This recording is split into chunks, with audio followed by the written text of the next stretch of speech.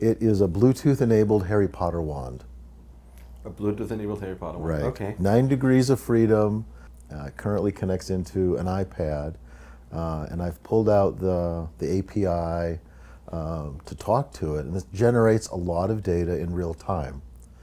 And wand gestures, if you've watched Harry Potter, can be pretty complicated, right? So telling the difference between, Expelliarmus and Leviosa. Now, do those in any direction you want, and the spell should still work. Try to crunch all that data just from straight processing. Not going to happen.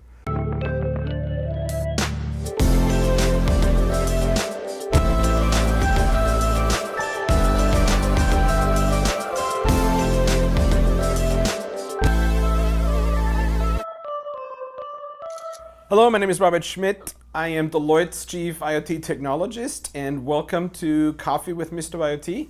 Today, my guest is Brian Martin, who is a Senior Director at HPE in Partner Engineering. Welcome to the show, Brian. How are you doing? Thank you, Robert. I'm doing great. Good to be here. Thank you so much.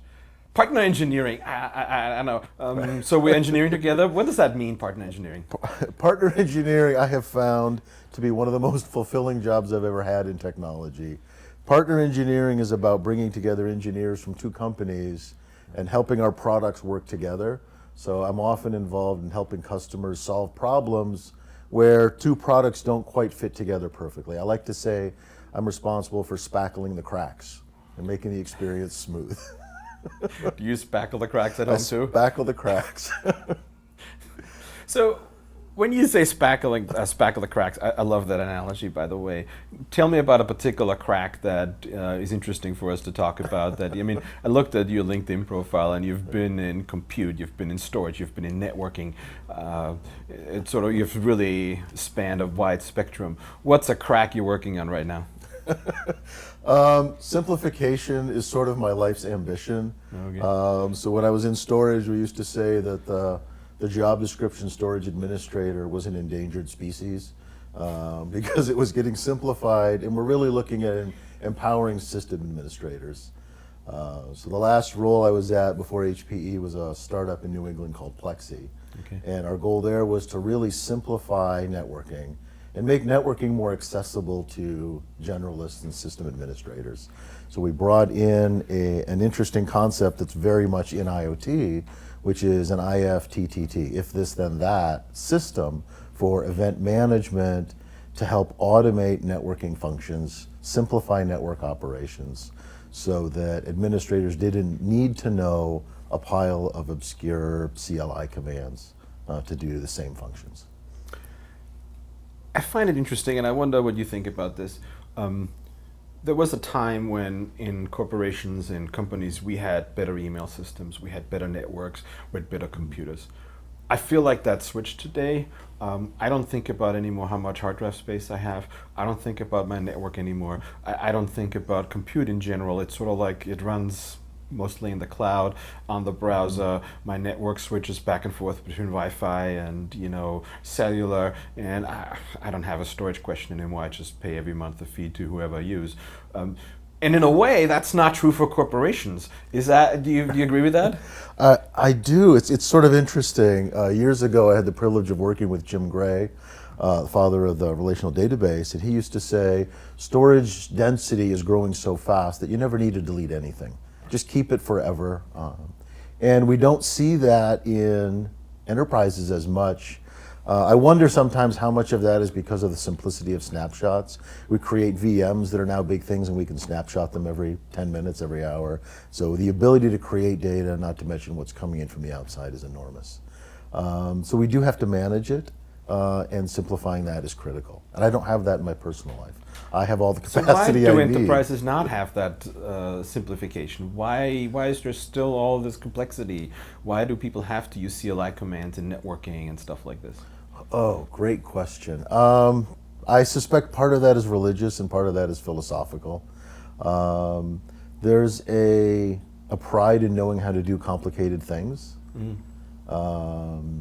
and a sense of achievement and accomplishment. If you ask any technical professional with a certification, They can tell you their certification number. It's a point of pride with them. And to some extent, it's important to have that level of capability for the hard problems. And what I like to do is simplify their lives by taking away the mundane work. There's something exciting about configuring your first environment. There's something really tedious about the 1,000th environment. Somewhere in between, we need to automate and simplify so we can get back to letting the technical people do the technical work and do the engineering. So I want to come back to the crack and the spackling. I think we talked in general things, Right. what you spackle. Do you have a particular example, a particular use case where you're really working on that spackling right now?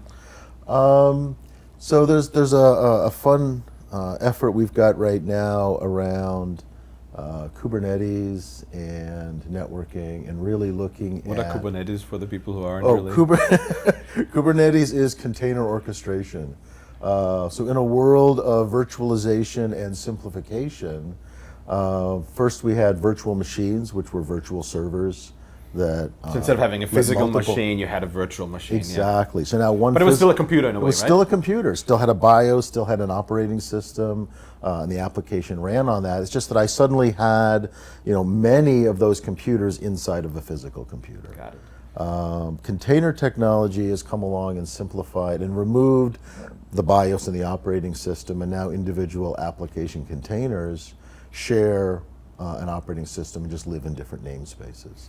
The big advantage of that we're seeing in the industry is the ability to run the same container in a dev environment, in a test environment, in a production environment.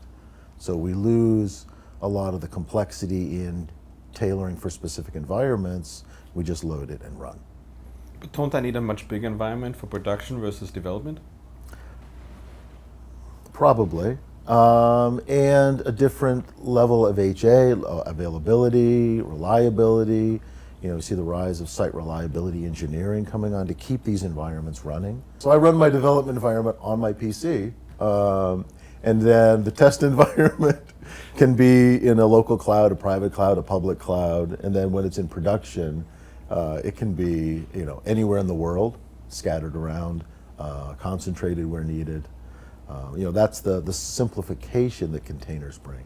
So in the network space, there's a lot of complexity in faking out all the network connectivity from the container down through the operating system, out through the environment. And if you look at a Kubernetes installation document, I think there's over a dozen different network plugins that are supported. So there's a lot of, it's the Wild West, right? So there's a lot of complexity available, and we're trying to simplify it. And so in a way, you being with HPE, you provide a lot of hardware, you provide cloud services and so forth, and you're working to make sure Kubernetes work well in that environment. Is that where the spackling comes in? Yeah. Got Yep. it. So really simplifying the software piece, bringing the software and the hardware together seamlessly, so that we can make it easier for customers to deploy, rapidly deploy environments, and really speed the time to delivery on their applications, on their projects. I like to say customers really don't care about infrastructure. It's a necessary evil to run their applications. It's really tricky. I got a LinkedIn message actually from someone who worked for me in infrastructure, and when I started talking about cloud to my infrastructure team, he was really mad at me actually because he felt like I took something away from him. And 3 or 4 years later, he sent me a text saying, "I have to tell you, I work in the cloud now exclusively. I'm a cloud evangelist, and I thank you for getting me to that area." And it's really interesting. So, give me an application that runs. Oh, sorry, you were going to say something? Oh, I was just going to say it's ironic because my son is a cloud architect now. Oh, really? He grew up as a hardware guy. I tried to teach him programming as a kid. He just refused. He was a hardware guy, and now he's a cloud architect. That's interesting. Kubernetes, last question on this. Is there an app that we would use that we all know that we'd run with on Kubernetes? Oh my gosh. It's probably hard to imagine one that isn't running on Kubernetes. And Kubernetes, again, is the orchestration engine. So containers can run They run on Docker, they run on Rocket, they can run in lots of different environments. Kubernetes' job is exactly scheduling them, placing them, coordinating them. It's the orchestration, it's the conductor, helping all the pieces Making play sure that well if together. my bad code runs really bad, it still doesn't ruin your code that probably runs much more efficient. Well, quite possibly, quite possibly. I haven't seen your code. They So don't yeah, let and- me write code anymore. They Oh, sort of right. like stopped at some point. yeah, pick an application on your phone, like your favorite app. The back end probably running in containers. Fascinating. I'm curious in terms of some of the one of the things when we started talking about was storage, and you said I found this really, you had on your LinkedIn storage guru. Where's storage going today? What do you think? You said early on to me when we talked before, sort of underneath everything. Tell me a little bit. Where does the storage guru say where we're going to go? Is it going to be free eventually? It's going to get close. It's going to get close, closer for the consumers first, the enterprises later. There's just so much capacity available growing that, we are clever beings. We're finding clever ways to fill that capacity. As you know, the amount of data generated at the edge, especially in the IoT space, is enormous. So where is storage going? Storage is getting distributed. There was a project years ago that I thought would take off, and I don't know that I've seen much of it since then. I think it was called Ocean Store. And it was kind of the storage equivalent of SETI at home, right? SETI? SETI at home. This was the search for extraterrestrial life, where they would take the satellite data and send it out to PCs across the world to do the processing. It's sort of like, what are the things we don't like to talk about? File sharing, but for a good cause. Got it. Right. Got it. So everyone can contribute a little bit of their unused storage. Security is a huge issue there. So I think one of the struggles we've got going back and forth, and I see it in the IoT space a lot as well, is the balance of efficiency and security. So how do we protect the data that's out there and scattered? How do we protect the logins? How do we protect access? While offering these services, while offering the capability and the storage. Is it security or is it privacy or is it both? It's both, right? I think they're intertwined. I know that there are security experts out there and privacy experts out there who will school me on this, but they are intertwined. You can't have one without the other to some degree. I had a conversation with an individual who works in the space of indexing and searching large data sources faster, and his prediction was that 4 out of 5 decisions in the future are going to be made by machines. And then he asked me this question. I thought it was a trick question, but it reminds me of what you just said, which was, you're driving in an ambulance, you're about to die of sepsis, but you have the choice of using an automated co-pilot that has access to tons of data, medical records, and so forth. Would you want to use it or would you not want to use it? I don't know. What's your answer to that? Do you want that co-pilot or not? I want that co-pilot. I've worked in technology long enough to have my concerns. I've also watched self-driving vehicles emerge in a way that I've never expected before.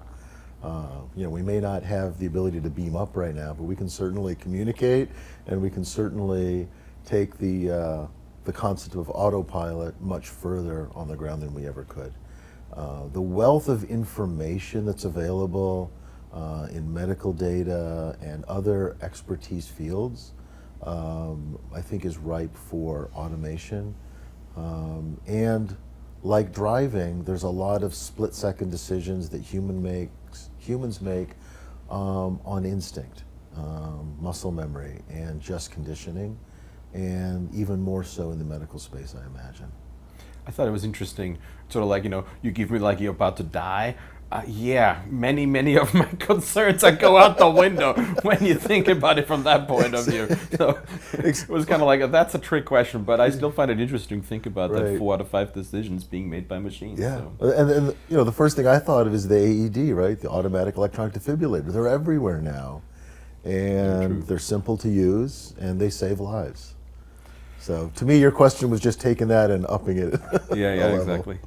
So I was fascinated. You talked about storage being distributed more, right? I'm thinking also of compute getting more distributed, and my favorite futuristic example of this is, and this is why I'm asking you from an HPE point of view. I have this fantasy that soon we're going to have these really teeny tiny computers, that are, I mean, we can stick storage, we can stick compute, networking, all into really small pieces, and we're going to have them everywhere, in a record player, in a light switch, and an outlet. We're going to have so much compute around ourselves. Are we going to start sharing that? I hope so. I mean, this is what I think of when I think of fog compute. Right. I think some people call it edge computing, fog computing. Where do you think we're going on that? I love that. I think things get hazy around the edge, and fog works. Things get hazy around the edge. Analogies, that's good. I like that. I worked for a woman years ago who I think coined the concept. She said, this whole cloud computing thing, when it gets down to ground level, you know what you call a cloud? Fog. That's a ground level cloud. So I love the analogy. I think it works really well. I actually brought a prop for you. I didn't know you were going to ask this question. Oh, excellent. But I have love something, props. my computing around the edge.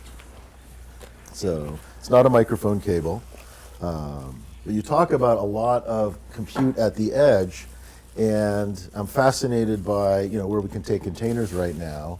This is sort of a large example of what you were talking about, but that is 6-core ARM processor, 4 gig of RAM, half a terabyte of NVMe flash storage. This is one of 3 Kubernetes nodes that runs in my house. So You run Kubernetes in your house? I have a Kubernetes cluster in the house. You have 3 of those? I have 3 of those, yeah. Can I touch it? Absolutely, just don't short it out.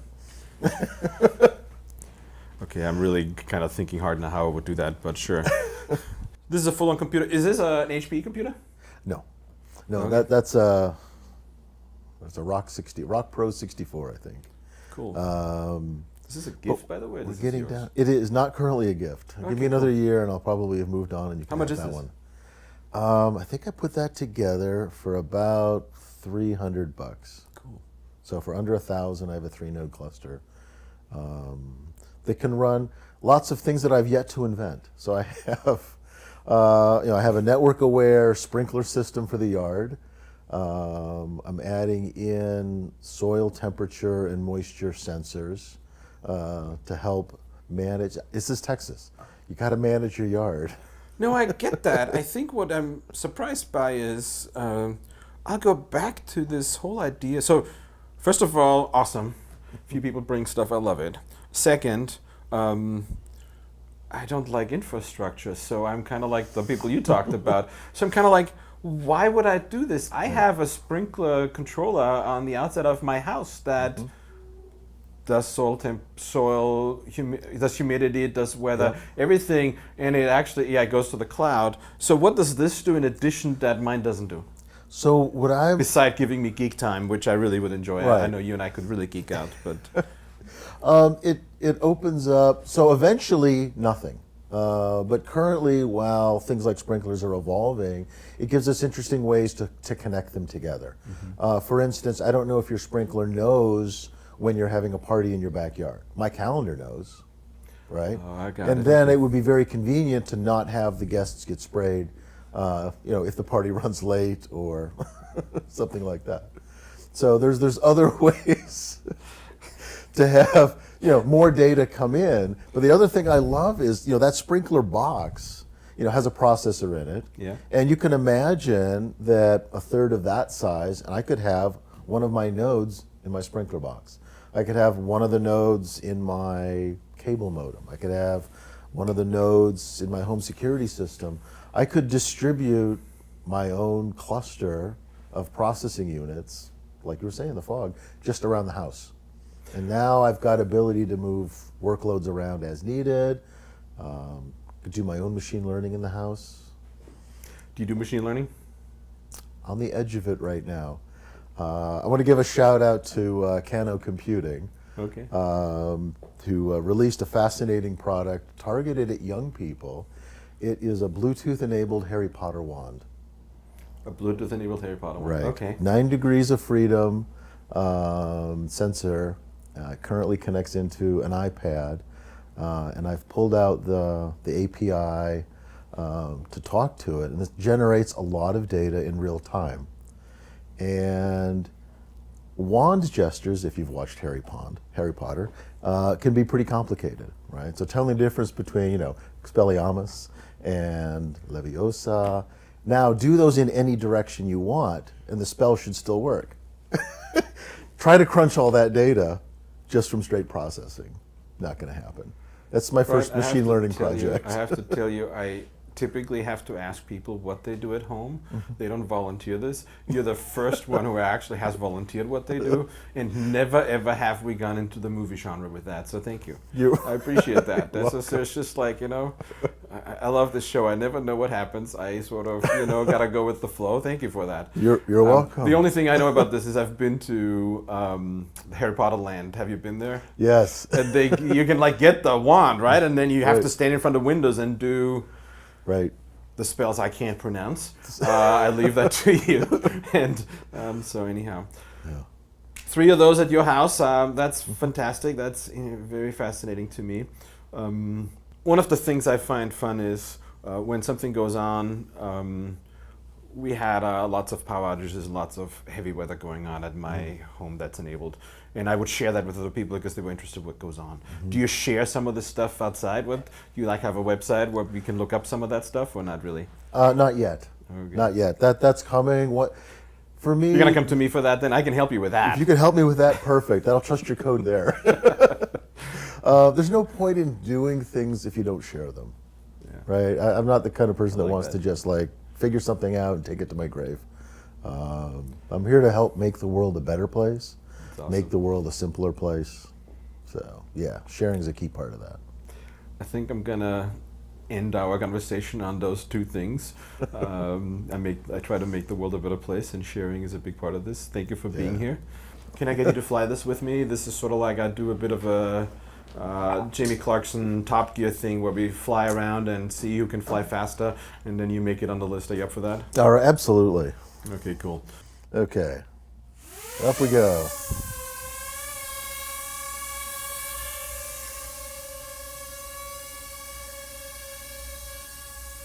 Nice. Yep, come back. See? A little left. Okay.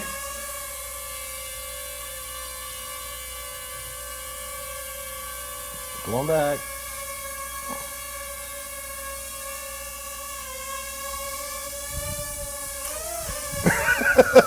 Down. Look up, pull down. Yeah, keep going. Look at that time. That's going to make 36. All right. Nice work. I'll take it. That'll be my best. It's a pleasure to have you. And with that, thank you for watching Coffee with Mr. IoT. My guest today was Brian Martin with HPE and their partner engineering program, or as Brian calls it, the spackling. And if you missed any part of today's show or any past shows, please check out YouTube and my playlist, and also hit that button down there to subscribe. With that, thank you so much. Have a good one. Bye-bye.